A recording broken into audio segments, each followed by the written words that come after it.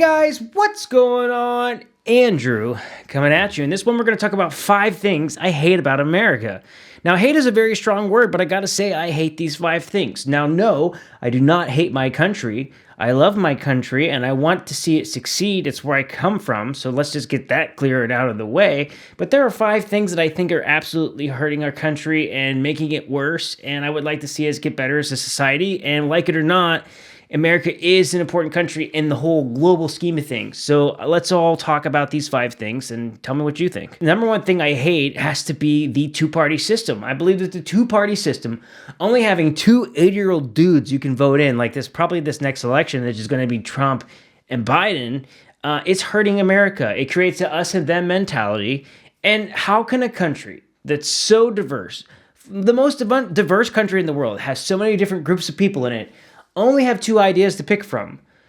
And I think we would be way more less like us and them mentality if you had 5 political parties: a far right, a more center right, a center party, a more center left, and then a far left, and you would have 5 different parties right there. This would be great, and that's not even including the Green Party or independents. This would create a situation with less hostility and actually get more ideas in there. I also think it would create a situation where you'd have a bunch of different political parties that would have to work together, find a way to work together, and fix certain policies in the U.S. I think it would be better for government overall.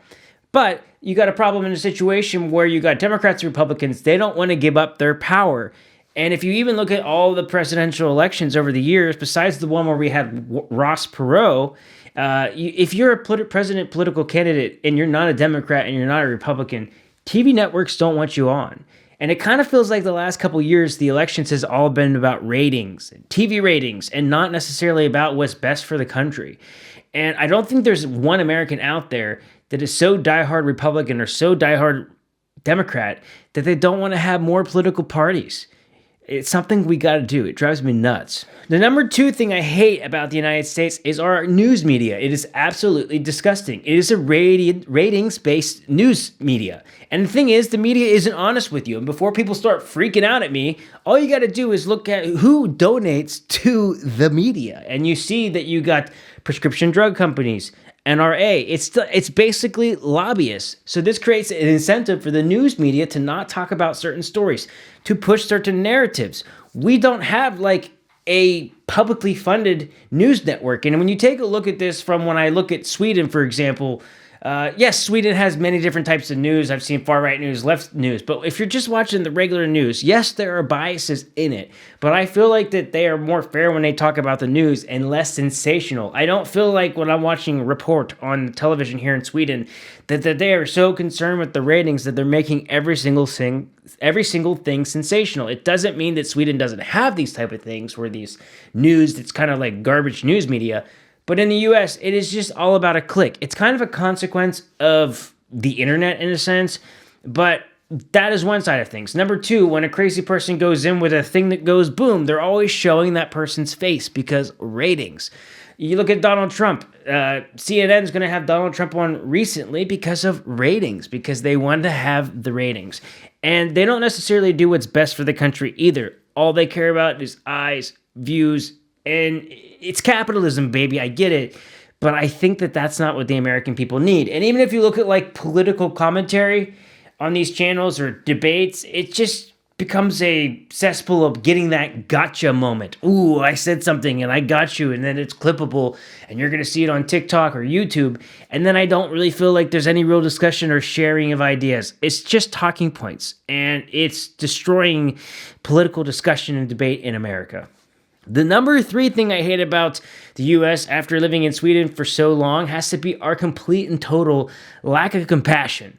You know, I don't really know what happened because, and I will say this, I still think Americans are very, very charitable, but I've changed my perspective. I used to think, wow, Americans are so charitable, we just donate, until I realized half the stuff we're donating to is like medical bills when, you know, Jeff Bezos is rolling around in this $500 million yacht that our priorities seem to be a little bit screwed up. It feels like in particular that something has happened over the last couple of years where we kind of look at each other with less compassion and we dehumanize each other. I guess it makes sense in this two-party system when Democrats are always calling the Republicans idiots racist, these kind of names. And then you got the Republicans calling them names. You hear libtards, you hear all these different things. They're dehumanizing people that are transgender or LGBTQ. And this total lack of compassion of not looking at each other like they're humans and sitting down at a table and having discussion is destroying the country, destroying the politics, and creating, again,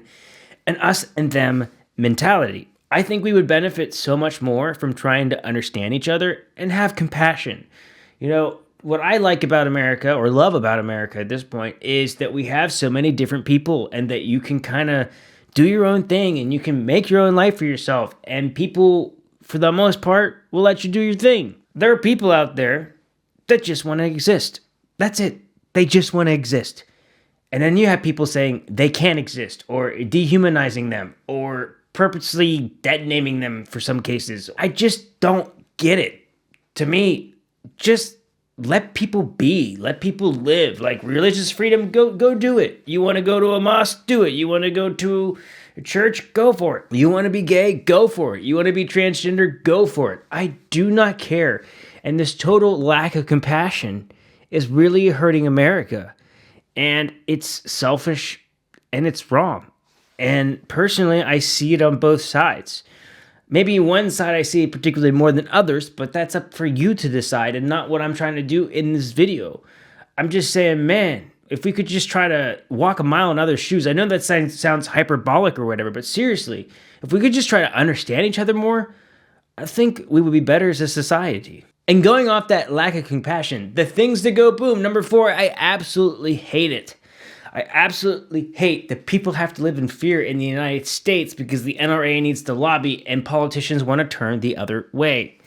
This needs to change. And if you don't think this needs to change because you need to have your little LARP going on, I mean, I feel like half of Americans are LARPing with their assault weapons, like they're going to use it for in-home defense, which makes no sense. You don't want to be firing a high-capacity magazine and a high-capacity round inside your home, especially if you're trying to protect your family. But this idea of doing nothing, this lack of compassion for others, that you just hope that it's not your kid, you know? You just hope it's not your kid. You just hope that it's not your loved one, and you just bury your head in the sand. That's been the U.S. strategy. Bury the head in the sand. Just hope that nobody you care about is affected, you know? But in my life, I can think of like 4 people that I know that have been affected by things that go boom. Some have been unalive. Some have been injured. And when it starts to happen to people that you know and care about, it starts to change your opinion. And that's where that lack of compassion comes in. People shouldn't have to live in fear. Kids should be able to go to school. We can find a common ground. We can find something that makes common sense. I feel like there's so many people out there, they just want to win. They just want to win at all costs, instead of trying to find some common ground. And on this issue, we can't seem to do it, although the majority of Americans want change. I do believe change is coming on that one, but it's something that I absolutely hate about America. Number 5. The number 5 thing I hate about America is money in politics. I mean, if you're just thinking about it off the top of the head, like, what is it? Nancy Pelosi, probably the greatest stock trader in history. I'm sorry, her husband. Nothing shady about that, by the way. But all these politicians that, first of all, I don't believe that politicians should be allowed to own stock. I think they should have some type of mutual fund that they can buy into that's a collection of stocks that someone else manages, and that they cannot buy individual stocks while they're in Congress. You shouldn't get into Congress for money to begin with. You should get into Congress as a civil duty. It shouldn't be something where you're a career politician. In my opinion, you should maybe be a politician for no longer than 10 years. It should be something that's passed on. The career politician thing doesn't work, in my opinion. And then number 2, the lobbyists, because so many career politicians, they get elected and then they want to just keep getting reelected. So they don't actually make change. They don't actually rock the boat or do things because they want to keep the status quo going. They don't really listen to their voters as much as they listen to those that are giving them money. So that means if the NRA is giving me millions of dollars, I'm probably not going to do something or vote against something that's going to go against the NRA. When the prescription drug companies are funding my political campaign, I'm probably going to look the other way when a couple of people get unalived because they were on pain medication. This is another thing that happens in the United States. The money in politics is what is destroying our country. If we need politicians to stand up, it's crazy to me that we don't have more politicians standing up and going, okay, let's take this out. Does everybody agree? And then those that don't agree should get voted out.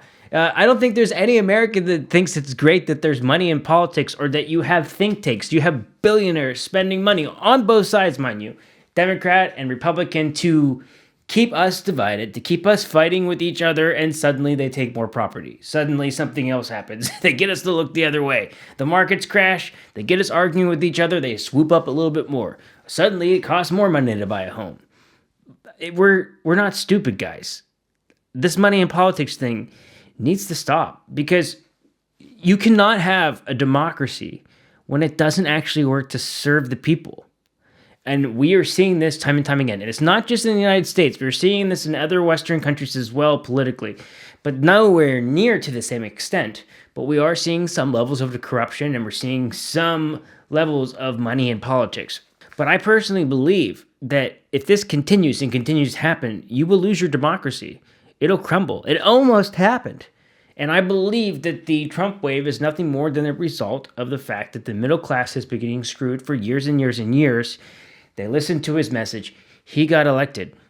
And you saw the danger there of our democracy.